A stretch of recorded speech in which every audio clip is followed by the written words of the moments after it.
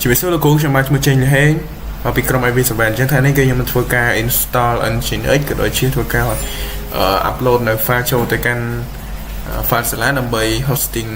នៅ file HTML របស់យើងជានេះជា command ដែលលោកគ្រូបានឲ្យចឹងចូលមកដំបូងគឺយើងធ្វើការ sudo apt install Nginx ដើម្បីធ្វើការ install Nginx ចឹងឡើយនេះសារដែលខ្ញុំ install ហើយចឹងគឺវាប្រាប់ថា already install ចឹងទៅ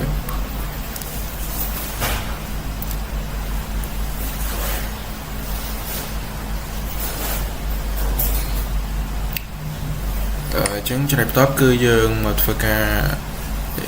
ឆែកទៅកាន់ status របស់ Nginx របស់យើងចឹងយើងប្រើ command sudo systemctl status Nginx ចឹងគឺយើងធ្វើការ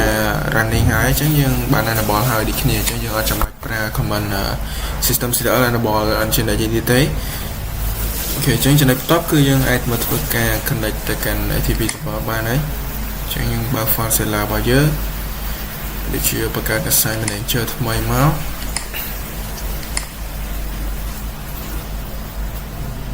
ចឹងខ្ញុំសូមដាក់ឈ្មោះថា my portfolio ដោយសារបច្ចេកនេះគឺខ្ញុំធ្វើការ upload portfolio ខ្ញុំចូលចឹងខ្ញុំធ្វើការដាក់នៅ IPv4 យើងមកធ្វើការថយក្រោយខ្ញុំ public IPv4 address យើងនឹង copy មកហើយធ្វើការ paste ចូលទៅកាន់ host អូខេហើយចំពោះ port គឺយើងអាចធ្វើការដាក់ទេដោយសារតែយើងធ្វើការប្រើនៅ default port គឺដូចជា protocol យើងប្រើ SFTP ចឹងយើងប្រើជា key file ហើយ browser raw file ដែលយើងបាន download ទុកមកជាប្រភេទ PEM file គឺចឹងកន្លែងនេះខ្ញុំធ្វើការសូមធ្វើការ raw file របស់ខ្ញុំសិនចឹងឡើយនេះយើងគួរតែដាក់ all file ឬក៏ PM file មកណាទេ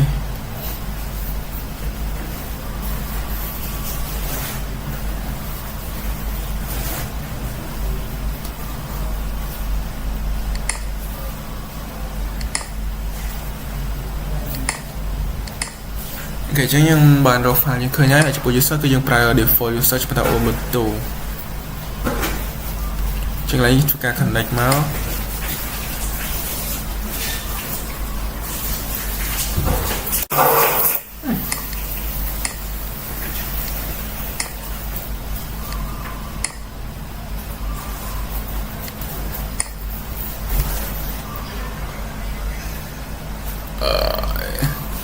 connect បានហើយដែរនេះវា already connect អូខេពីចាំតទៅពីយើង connect បានហើយយើងធ្វើការទៅ enable www root របស់យើងដើម្បីធ្វើការ upload នៅ file ចូល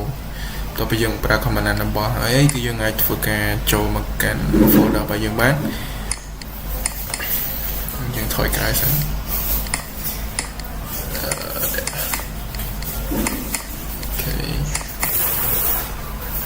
Yeah.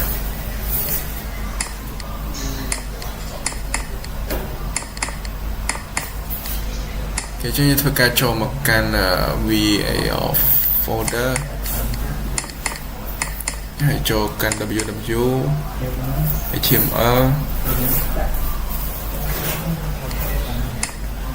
គេចឹងយើងធ្វើការ upload មកចឹងខ្ញុំធ្វើការ upload នៅ portfolio របស់ខ្ញុំចូលខ្ញុំទុកនៅ drive D ហើយ folder web development ណាចេះ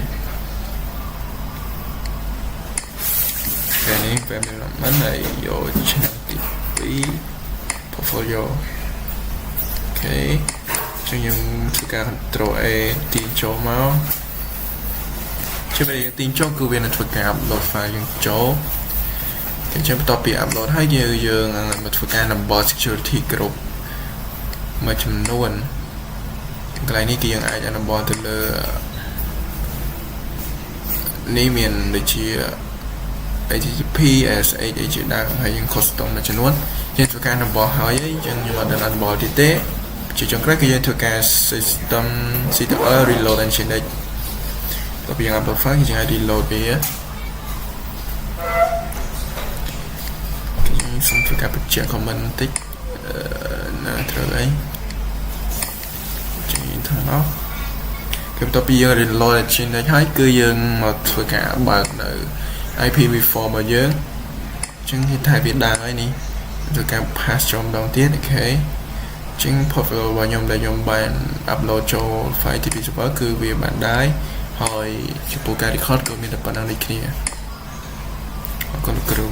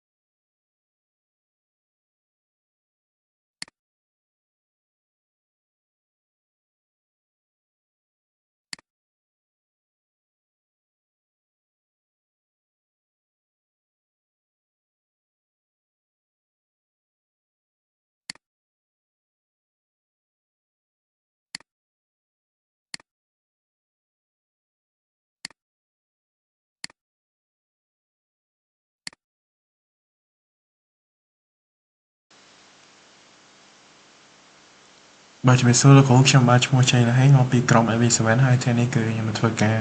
config email ជាមួយនឹង hosting domain របស់យើងអញ្ចឹងយើងចូលមកកាន់ hosting នេះហើយយើងមាន hosting យើងណាហើយយើងយកទៅ go to cPanel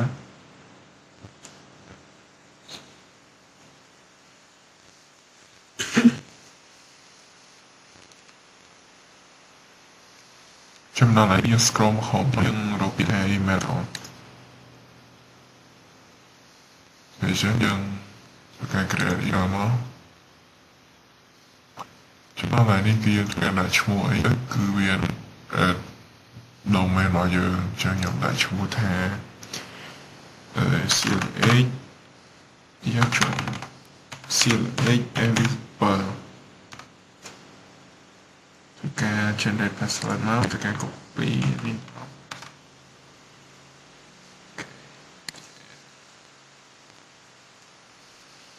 ចឹងដល់ខ្ញុំសូមធ្វើការ note ទុកមកវិញ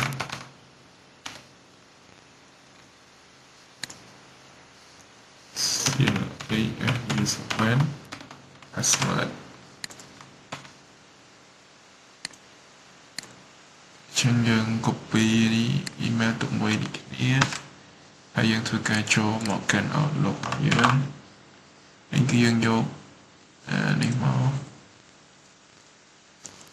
យើងផាយ email យើងចូល connect ចឹងយក IMAP យើងដាក់ password យើង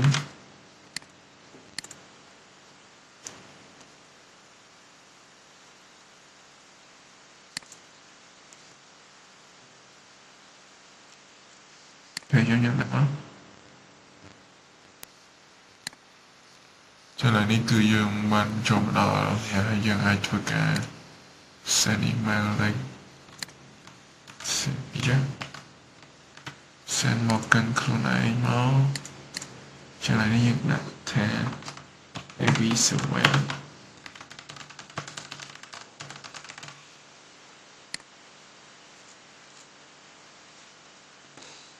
ចាំតិចមកសម្រាប់វា delay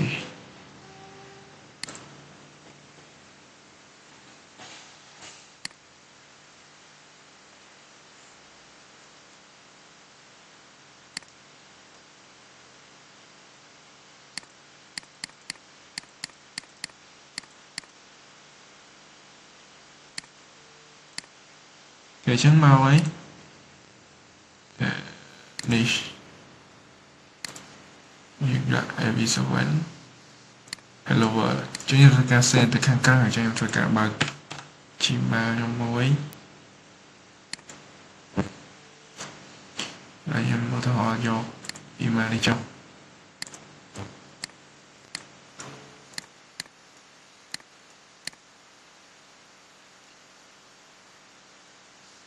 មកឆ្លងអី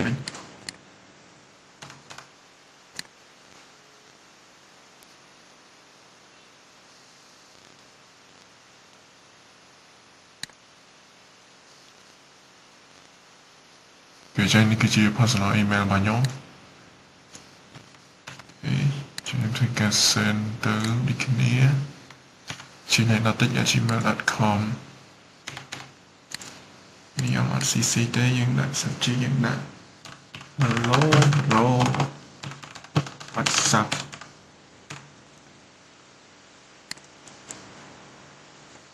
ចឹងយើងមកមើលក្នុង email វិញ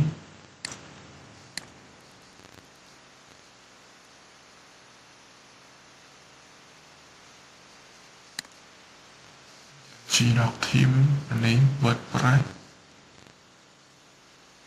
នេះ sanity តែអត់មានតន់មកទេយើងទៅការ frame ជាការ delay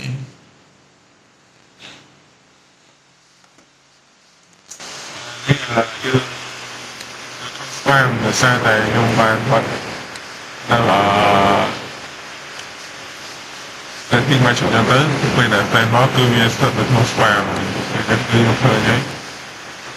អពី CLA វាស្មែដល់សាយបាត់តាម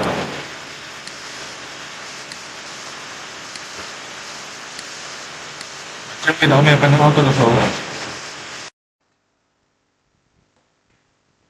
Chỉ số của nhóm bạn chúng mình thấy một pick công việc vấn hay thế này cứ nhóm một vài record ở đoạn đăng ca hosting to the PHP នៅ database make sure អញ្ចឹងដំបូងគឺយើងចូលមកកាន់ name របស់យើងហើយយើងធ្វើការ go to cpanel របស់យើងមកគេចាំពេល cpanel គឺយើងធ្វើការទៅ create database ដើម្បីបានតែគឺយើងចូលមក database wizard អញ្ចឹងគឺយើងអាចធ្វើការបង្កើត database បានទេអញ្ចឹងកន្លែងនេះគឺខ្ញុំធ្វើការដាក់page db ចុច next step មកអញ្ចឹងកន្លែងនេះគឺយើងធ្វើការដាក់ username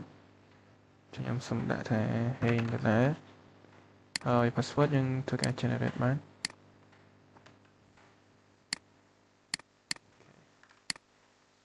គេយើងធ្វើការ node មួយមកបើក notepad ដាក់ pw ចឹងយើងធ្វើការ create user ចឹងឡើង all privilege មកយើង tick ទាំងអស់ហើយយើងចុច make change គេចឹងយើង return to manage my database គេចឹងយើងចូលមកមើលមកគឺយើងទទួលបាន database ថ្មីមួយគឺឈ្មោះនេះគេយើង load ទុកមកហើយយើងមាន username មួយឈ្មោះនេះអូខេចឹងបន្ទាប់ពីធ្វើហ្នឹងហើយគឺយើងអស់អីត្រូវប្រើ database ហ្នឹងអីយើងខ្វែងមកហើយយើងចូល cpanel ថ្មីគេចាំដល់ហើយនេះគឺយើងចូលមកនៅ file របស់យើងវិញចឹង file manager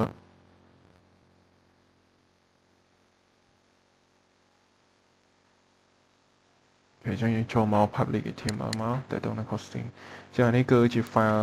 WordPress PHP ហ្នឹងដែលសារតែលោកគ្រូគាត់យកកុំព្យូទ័រខ្ញុំធ្វើកាលពីថ្ងៃមុនអញ្ចឹងទៅហើយខ្ញុំធ្វើការលុបចោលទាំងអស់ដើម្បីធ្វើសារថ្មីចឹងគិត delete មកហើយចឹងគឺទៅស្អាតហើយបើតែថ្ងៃមានបញ្ហាអីអាចលុបខាច់នេះចោលមកទៀតបានតែឥឡូវខ្ញុំលុបចោលហើយអញ្ចឹងតើមកគឺយើងចូលមកកាន់ WordPress.org មកបញ្ជាក់គឺ WordPress.org មិន .com ទេចូលមក org ហើយយើងធ្វើការ install ចឹងដោយឡែកជាសារតែខ្ញុំធ្វើការ install អីខ្ញុំ install ទេពេលដែលយើង install មកគឺយើងទទួលបាន file WordPress zip នេះមួយអូខេចឹងយើងចូលមកកាន់ file manager របស់យើងហើយយើងធ្វើការ click ទៅលើ upload នេះយើង select file មកយើងយក file zip ដែលយើងបានដោនហ្នឹងហើយយើង open មកចឹងវាធ្វើការ upload យើងរងចាំឲ្យវាពេញទៅអូខេចឹងកន្លែងនេះគឺវាពេញហើយយើងចាំឲ្យវាចេញ green នេះមកហើយយើងធ្វើការបិទនេះចោលវិញយើងលែងត្រូវការប្រើយើងធ្វើការ break មកកាន់ file របស់យើងវិញហើយចឹងយើងទទួលបាន WordPress zip មួយចឹងយើងធ្វើការ click ហើយយើង extract មកចឹងបន្ទាប់ពីយើង extract ហើយគឺយើងនឹងទទួលបាន WordPress folder មួយយើងធ្វើការបើក WordPress ហ្នឹងមកយើងទទួលបាន file ទាំងអស់នេះចឹងយើងធ្វើការ select ទាំងអស់មកហើយយើងធ្វើការ move ចឹងយើងប្រើនេះគេ icon move នេះចឹង move វាទៅកាន់ public វិញអត់ឲ្យវានៅក្នុង folder WordPress ទេចឹងយើងលុបមក public មកហើយយើងចុច move file គេចឹងយើងបើក public យើងវិញយើងទទួលបាន file ទាំងអស់នេះចឹងធ្វើការលុប folder WordPress នេះមួយគឺយើងនឹងត្រូវការប្រើហើយ zip នេះក៏ដូចគ្នាយើងលុបចោលទៀតមកគេចឹងគឺយើង fresh ហើយយើងទទួលបាននៅនេះហើយចឹងធ្វើការបើកទៅកាន់ domain site របស់យើងចេញ header site របស់ខ្ញុំហ្នឹងយើងចូលកាន់ setup អីគេនេះអីចាជាត្រឹមនេះសិនអូខេចឹងយើងទទួលបានការ setup ហើយយើង click continue មកហើយយើងធ្វើការដាក់ database យើងចូលចឹងយើងធ្វើការ load ហើយនេះ database របស់ខ្ញុំហើយដាក់ no username និង password ចឹង username ហើយ password នេះដូចដោយនេះទេអូខេចឹង submit មកអូភ្លេចដល់ prefix នេះតាមអីទេសារយើងធ្វើអនុវត្តចឹងគ្មានអាគេ hack ទេចឹងនេះ site ទៅខ្ញុំសូមដាក់Playing Cambodia username ឡើយនេះខ្ញុំដាក់ admin មកហើយខ្ញុំប្រើ password ទៅដែរ chẳng này những đã email vào dưỡng đã email vào dưỡng ra mà install máu ok chẳng thôi ca login chẳng lại ní cái dân nâng từ tụ bàn là press login bàn này chẳng như thôi ca login máu lại cái từ dạng thôi ca password vào nhóm ok cái chẳng từ tụ bàn WordPress dashboard mới xong ca config từ lời website bao giờ chẳng bao giờ cho một cảnh thẹp tiết hay giờ người chủ sai bao giờ máu cái chẳng từ tụ bàn là WordPress website mới tại giờ toàn miền từ lời template của team này chẳng xem này thế chẳng như thôi cả từ độ từ nông pirate hay giờ xem như máu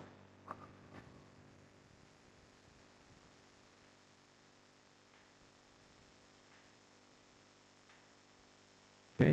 chứng dương ai thuộc cái install xem mấy được coi dương ai upload mà cho những check app đó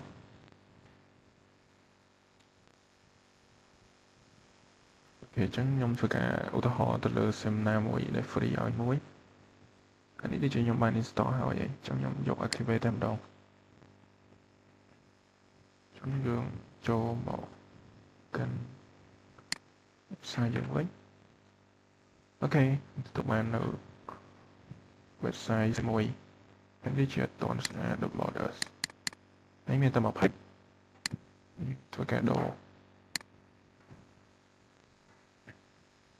được e-commerce tầm đồ nó preview này mà cái anh ấy đi chia miền current something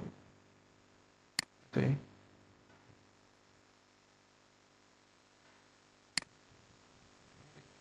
tầm một hết này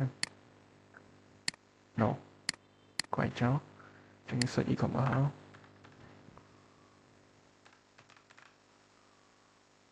trên họ là máu ở lối review anh muối cái hình dụ anh ấy chúng tôi cái install activate thì chẳng như một mô website dẫn đến bạn anh ấy đi chơi toàn trời thì rồi bị mấy việc đi chơi ở free thì những tòa những đào ở free là những chơi nhẹ nhàng cho nó những thuộc cả cho mà xí mà những thuộc cả para nơi local budget và nhóm chẳng để sao để nhóm miền local budget nhóm mới đấy cái nhóm ad xí mà nhóm nâng từ local budget mà nhóm với local budget mà nhóm nơi nông đi nhóm miền vật pre local budget mới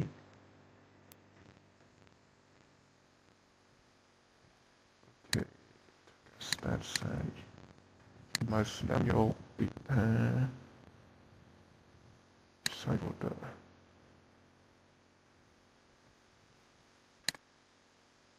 okay cho add cho public coi cho VP content một chút hay những cho submit anh ấy ok cho nên cứ nhóm dọc sim và nhóm cứ cho BKP này hay dùng compress to zip mà đong tiệt mình chỉ làm cái chúng ta bị nhóm bạn đấy nhóm thực upload mau chẳng nhóm thực upload một ở đây nào đấy được bị đặt download nó hậu ok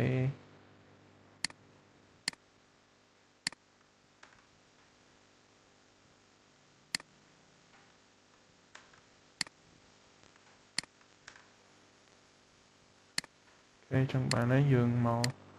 chủ file dương máu open hay install máu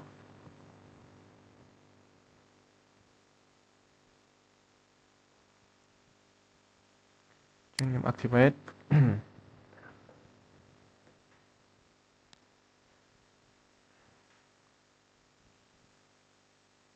cho những bạn xem và dương ấy dương màu visit yes បានហើយ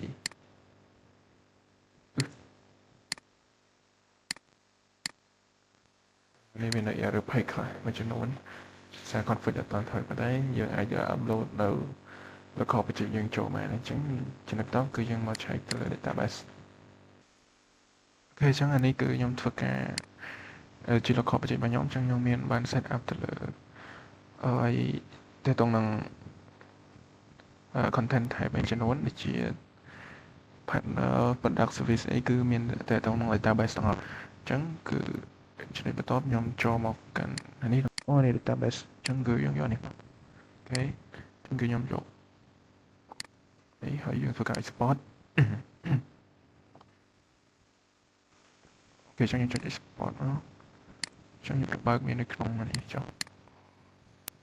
យើងធ្វើការទៅ config file អញ្ចឹងនេះគឺខ្ញុំយក local host មកធ្វើអញ្ចឹងគឺវាអត់ស្រួលដូចយើងប្រើ sim របស់គេអញ្ចឹង file hostពីមកគេអញ្ចឹងខ្ញុំនេះពីអានេះបី find វាអញ្ចឹងយើងធ្វើការ replace វាជាមួយនឹង URL ថ្មីអញ្ចឹងយើង replace វាជាមួយនឹង style របស់យើងនេះហើយថតមក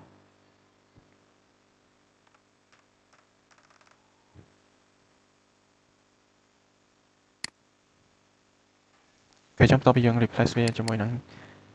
HTTP ថ្មីនេះរបស់យើងមក URL site របស់យើងហ្នឹងអញ្ចឹងយើងធ្វើការ reveal file វាដើម្បីយក file ហ្នឹងហើយយើងធ្វើការចូលមកកាន់នេះ PHP admin របស់យើង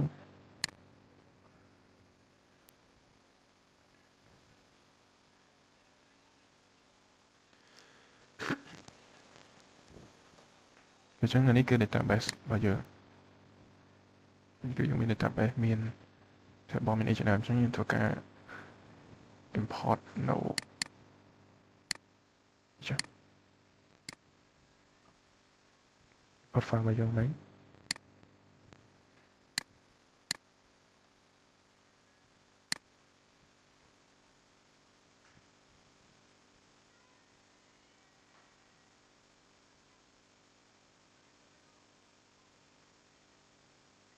អញ្ចឹងគឺយើងបាន import successful ហើយអញ្ចឹងយើងមាននេះដូចជា mod file ហើយអញ្ចឹងយើងមានដូចជាតកតងនឹង post comment ផ្សេងៗអញ្ចឹងយើងចូលមកកាន់ user របស់យើងអញ្ចឹងយើងនឹងឃើញ user របស់យើងអានេះដូចជាតកតងនឹង host អញ្ចឹងចូលមកនេះមកនេះ user អញ្ចឹងយើងឃើញមាន password មាន email username ជាដើមអញ្ចឹងវីដេអូតាក់ទងទៅនឹងការ config មានប៉ុណ្ណឹងអរគុណលោកគ្រូជំរាបសួរគូខ្ញុំបានឈ្មោះជ័យលហេមកពីក្រុម MA7 ថ្ងៃនេះខ្ញុំមកធ្វើការ record តងទៅនឹងការ mod posting អញ្ចឹងយើងចូលមកបណ្ដេញនេះគឺជា domain ដែលខ្ញុំទៅតែ web ផ្ទៃហើយនេះចាំរបស់ខ្ញុំគឺ .site នេះ .website អញ្ចឹងគឺយើងចូលមកនេះអញ្ចឹងឡើយនេះគឺខ្ញុំដូរពីនេះមកប្រើជា Namecheap web hosting ចាំតើវាដូរហើយគឺយើងធ្វើការ save មកហើយចាំមានកន្លែង save ទៀតអញ្ចឹងវាចេញមកវិញទៅហើយខ្ញុំសូមចូលទៅម្ដងទៀតដើម្បីបញ្ជាក់វាអត់ទេនេះអូគ្រីអានេះភ្លេចមើលអញ្ចឹងបន្ទាប់ពីយើងដូរបានហើយយើងធ្វើការថ្មីក្រោយវិញមក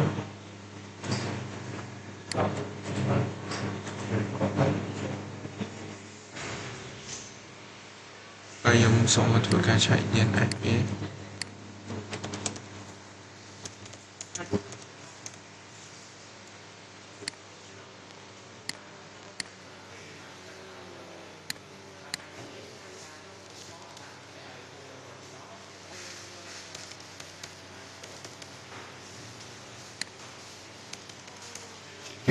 website ចឹងនេះវាមានអី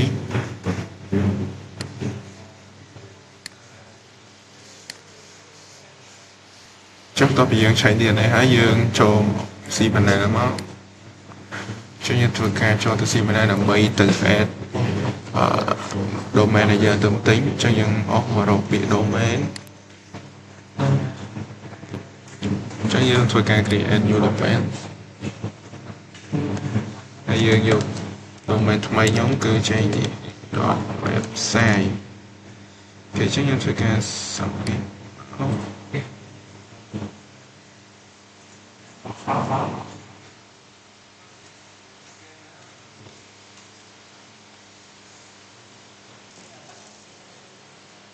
ចឹងដល់ពីយើង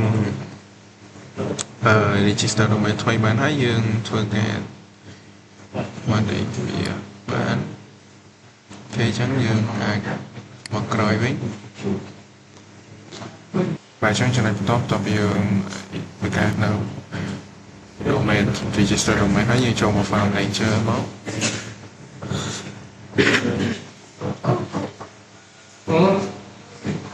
ហើយយើងនឹងឃើញនៅ domain ថ្មីរបស់យើងនៅ Manchester ចឹងយើងចូលមកចឹងយើងធ្វើការបង្កើត file មួយដែរដើម្បីចង់ដាក់HTML ចឹង create file ដល់មកយើងធ្វើការ edit ចឹងដាក់ថា jli li 2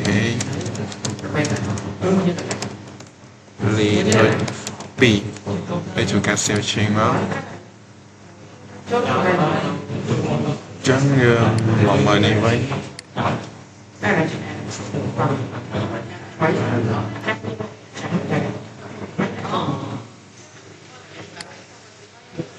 អូខេចឹងយើងមកបើក website មកនេះ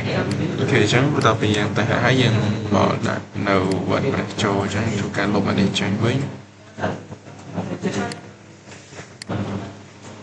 ហើយខ្ញុំធ្វើការ upload file ចូលខ្ញុំមកមើលនៅ WordPress ចឹងយើងមករក WordPress មកនេះចឹងយើងធ្វើការ upload មក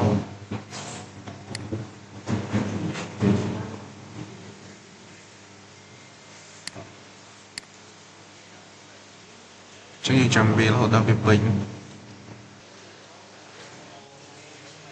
ហើយចឹងបន្ទាប់ពីយើង upload ពេញហើយគឺយើងធ្វើការ go back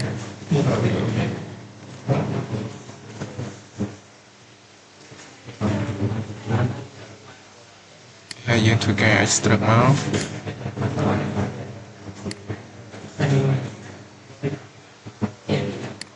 ចឹងបន្ទាប់ពី extract មកហើយយើងធ្វើការលុប zip យ៉ាងចោលចឹងធ្វើការ delete ហើយយើងធ្វើការចូលទៅដល់ directory ដល់ចឹងយើងធ្វើការ move មកហើយចឹងយើងមក refresh នេះវិញ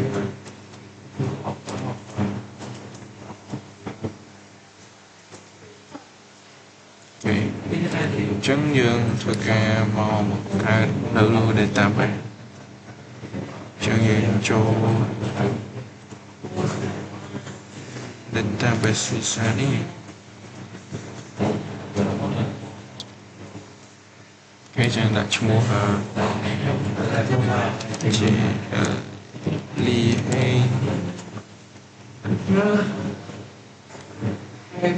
db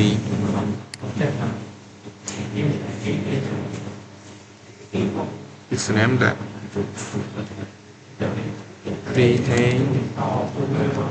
user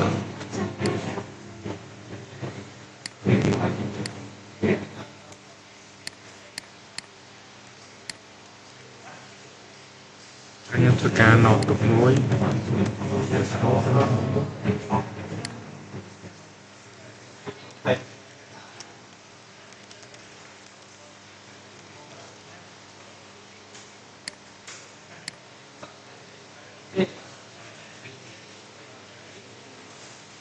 ចឹងកន្លែងនេះយើង create all privilege មកហើយយើង make change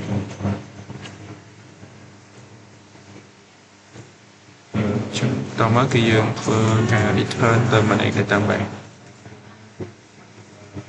ចឹងយើងមកមើល user ដែលយើងទៅបានបង្កើតថ្មីគឺ lý hay DB cho nhân thời cả copy tổng mới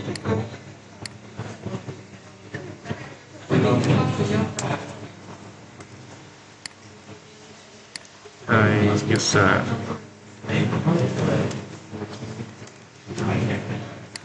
cái chân cho được cái thôi cả vào mà đi với hoặc là vô vào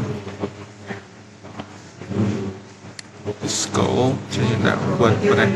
database name chân database name user password cái chân theo bảo prefix nhập data liên hệ cho những run installation vào chúng đi sai tại đó data liên hệ Linux vì username giống hiện tại password này email giống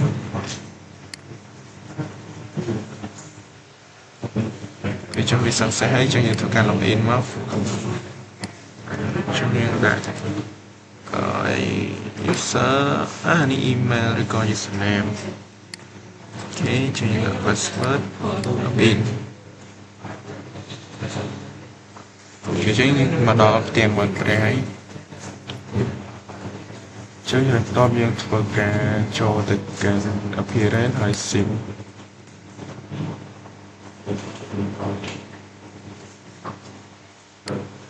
những thuộc cả add sim cho những search rồi biển e-commerce thì mình vào do này mở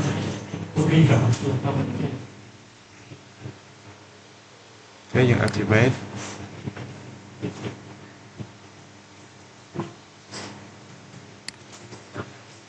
cho nên việc miền biệt thà import để chẳng những đó thôi anh nói GoPro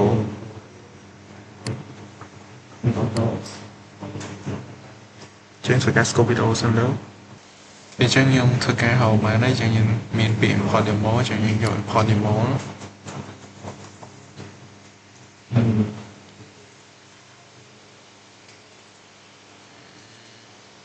bộ máy kết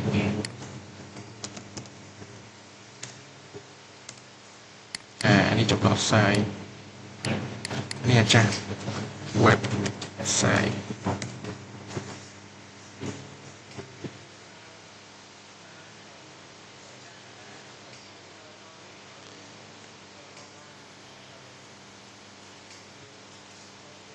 สโลว์มาเลย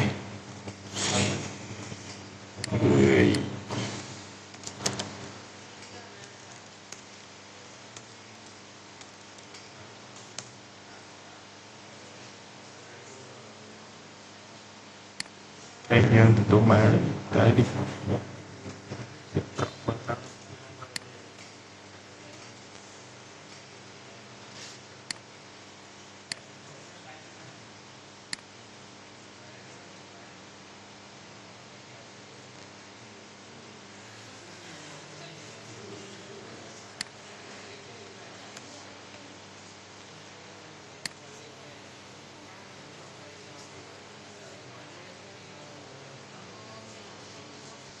trả lời dương màu ở mấy anh em khóa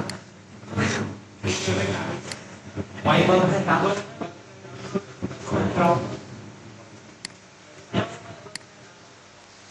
là scope này trả lời dương màu import mà đấy thì free import chắc dương màu sai chọn